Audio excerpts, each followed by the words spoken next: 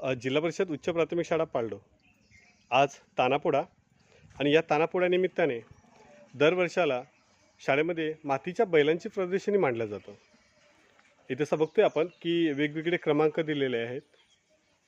मुली त्यांचा 1 पासून क्रमांक सुरू झाला आहे आणि मुलांचा सुद्धा 1 पासून।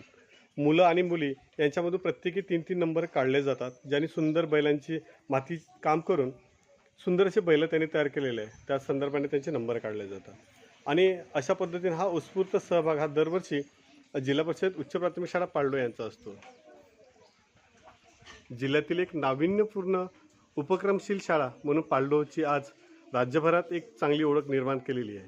आमचे SMC मेंबर्स आणि काही गावातील प्रतिष्ठित नागरिक हेच या जे बैल बनवलेले आहेत, एक शेतकऱ्यासाठी बैलाचं स्थान काय महत्त्वाचं असतं हे शेतकरी जाणू शकतात। म्हणून या शेतकऱ्यांच्याच माध्यमातून आणि SMCच्या माध्यमातून या बैलांची निवड केली जाते। तर अशा पद्धतीनं हा उच्च प्राथमिकचा गट आहे, ज्या गटामध्ये त्या मुलांनी इथे बैल तयार केलेली आहेत।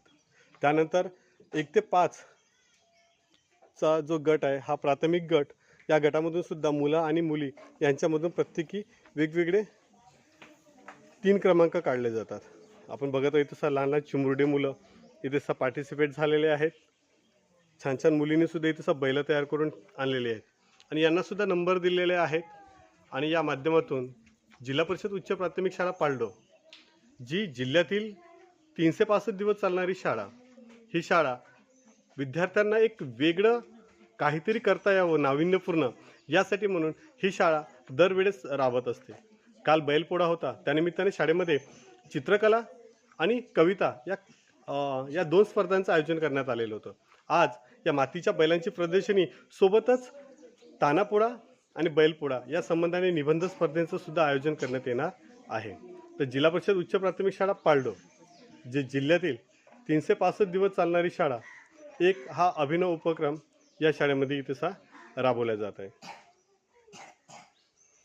आता यानंतर या सर्वांचं जे परीक्षण आहे, हे परीक्षण आमचे जे शालेय व्यवस्थापन समिती मेंबर्स आणि गावातील जे शेतकरी मंडळी आहे ते यांचं पाहणी करणार आहे।